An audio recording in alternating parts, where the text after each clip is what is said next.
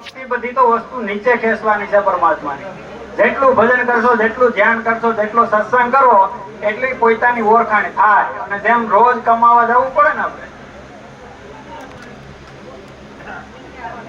ત્યાંથી વચ્ચે અટકી જાય શ્વાસ. યાદ રાખજો, શ્વાસ આવે છે, 1 સેકન્ડ માટે અટકી જાય, પાછો ઉપડે, પાછો ઉભો રહી જાય, પાછો ઉપડે. જે કેન્દ્ર બિંદુ જે છે ને બે, ત્યાં મન એની ગતિએ છે અને શ્વાસ છે ને વિરામ થઈ જાય.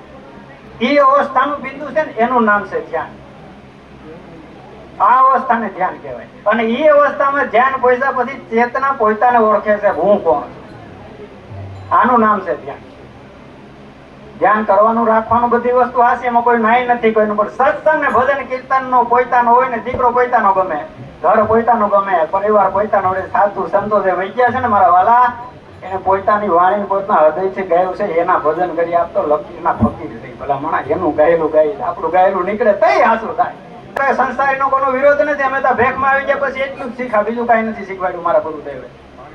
કે ગમે ત્યાં જ્યાં ભજન ચાલુ રાખજે મારા વાલા, ગમે ત્યાં હોય તો ભજન ચાલુ રાખજે. જ્યાં ભગવાન શંકર શિવ એમ કહેવાય કે તત્વમાં સર્વની અંદર બિરાજમાન હોય, છતાંય નિરાકાર સ્વરૂપને સાકારમાં, સાકારને સ્વરૂપને નિરાકારની અંદર કાંઈક ને કાંઈક ત્યાં ભક્તિ ભજન કરવું જ પડે. જે શ્વાસે સામે નથી કરતા તોય કરો. અને એવું નથી પરમાત્મા તમારું ભજન, તમે એનું કરો એ હોતી તમારું ભજન કરે, પણ ભગવાનની ભજન કરવાની રીત નોખી છે મારા વાલા.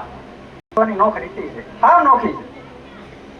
કારણ કે આપણે ખાઈ જઈએ તો ઉઠાડે છે, એ હૃદય 100 કલાક હકાવે છે, એ લોહી 5 લીટર અહીંથી નામ બારી નાખવાનું કામ કેવળ પરમેશ્વર કરે, આપણું કામ નથી. અને એ પરમાત્મા એટલું માટે જાગૃત થાય છે, જેમ નાનું બાળક હોય રસ્તામાં ક્યાંય પડી ગયું ને માં જેમ ઝડપથી દોડે ને, એમ જયારે મુસીબતમાં હોય ને ત્યાં પરમાત્મા આપણી તરફ પહેલા દોડે. આપણે પાસે પોતી નથી આપતા. પણ મગજની અંદર જે વસ્તુ ભરેલી છે ને, એ આ જગતની અંદર એ જ ખરાબ છે. બાકી આ બીજું જગત તો પરમાત્માએ બહુ સરસ બનાવ્યું, બહુ વ્યવસ્થિત બનાવ્યું. જો જીવતા આવડે તો પેલા સમજણ લઈ લો ને, જ્ઞાનની જરૂર નથી. આ સમયની અંદર આપણે સમજણ આવી જાય ને એટલે આપણે જ્ઞાન લેવાની જરૂર જ નથી. ઉપર લખ્યું તો શાંતિ કેસન ને, અંદર ઘરમાં હાંડલા કુસ્તી કરતા મારા હે. એટલે આમાં સમજણ આવી જાય એટલે જ્ઞાન આવી જાય. સમજણ નથી એટલે ટકવું પડે. જ્યાં જે સમજણ છે ત્યાં જ્ઞાન આવી ગયું, જ્યાં જે સમજણ આવે ત્યાં ઉભું રહી ગયું.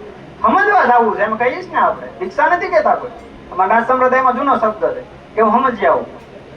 સમજી આવું હું કે મારે શું કરવાનું છે ને એ સમજવાનું છે મારા વાલા.